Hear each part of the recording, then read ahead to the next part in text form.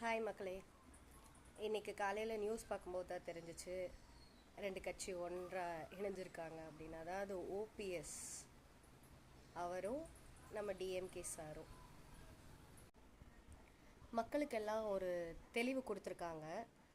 அதாவது இது வரைக்கும் நம்ம எல்லாருமே நினச்சிட்டு இருந்திருப்போம் டிஎம்கே ஏடிஎம்கே அவங்க ரெண்டு கட்சி தான் ரொம்ப பெரிய கட்சிகள், அவங்களுக்கு தான் நம்மளோட ஓட்டு அப்படின்னு நினச்சிட்டு இருந்திருப்போம். நம்ம அண்ணா நிறைய தடவை சொல்லியிருக்காங்க, இனிமேல் டிஎம்கேக்கும் டிவிகேக்கும் மட்டும்தான் போட்டி அப்படின்னு சொல்லும்போது எல்லாருமே யோசிச்சாங்க, ஏடிஎம்கேவே ஏன் யாருமே சொல்லலை, அவர் ஏன் அதை மென்ஷனே பண்ணலைன்னு யோசிச்சிருப்பாங்க.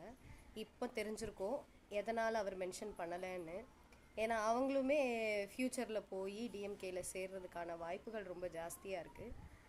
இப்போ நமக்கு ஒரு சந்தோஷமான விஷயம் என்ன அப்படின்னா, அண்ணா சொன்ன மாதிரி, நம்ம விஜய் அண்ணா சொன்ன மாதிரி டிஎம்கே வெர்சஸ் டிவிகே மட்டும்தான். ஏன்னா ஏடிஎம்கேயோட ஃபோக்கஸ் என்ன ஏதுங்கிறது எல்லாமே நம்மளுக்கு தெரிஞ்சிருச்சு. ஓபிஎஸ் சார் வந்து இன்னைக்கு போய் டிஎம்கேல ஜாயின் பண்ணியிருக்காரு. அப்படிங்கிறப்போ இது நம்மளுக்கு ஒரு நல்ல ஒரு மெசேஜ் கொடுத்துருக்காங்க.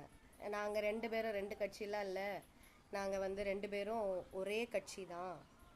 நீங்கள் எங்களுக்கு ஓட்டு போட்டாலும் டிஎம்கேக்கு ஓட்டு போட்டாலும் ஏடிஎம்கே ஓட்டு போட்டாலும் செயல்பாடுகள் ஒரே மாதிரியாக தான் இருக்கும்னு தெளிவு கொடுத்துருக்காங்க. நம்ம எல்லாரும் சேர்ந்து ஒரு மாற்றத்தை நோக்கி போகும்போது அண்ணனுக்கு சப்போர்ட் பண்ணணும். அண்ணன் இந்த தடவை வெற்றி பெற்று முதலமைச்சராக வரணும்.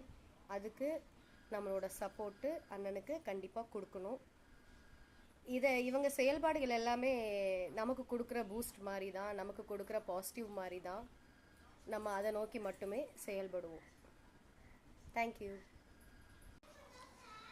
இது வரைக்கும் ஷார்ட்ஸில் பேசினதில்லை, நான் க்ரியேட் பண்ணதும் இல்லை, பெருசாக எனக்கு அதில் இன்ட்ரெஸ்ட் இருந்ததில்லை.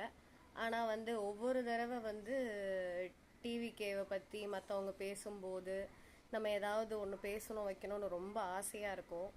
ஆனால் பேசினா எப்படி இருக்கும்னு ரொம்ப டவுட்டாகவும் இருக்கும். ஆனால் இன்றைக்கி வந்து நான் பேசணும்னு மைண்டில் ஃபிக்ஸ் ஆகி நம்ம பேசினா என்ன தப்பு. ஏன்னா லேடிஸ் வந்து அரசியல் பேசுறதுக்கு உண்டான வாய்ப்பை அண்ணன் ஏற்படுத்தி கொடுத்துருக்காரு இல்லையா, அதை நம்ம பயன்படுத்திக்கணும் அப்படின்னு ஒரு ஆசையில் நான் பேசியிருக்கேன்.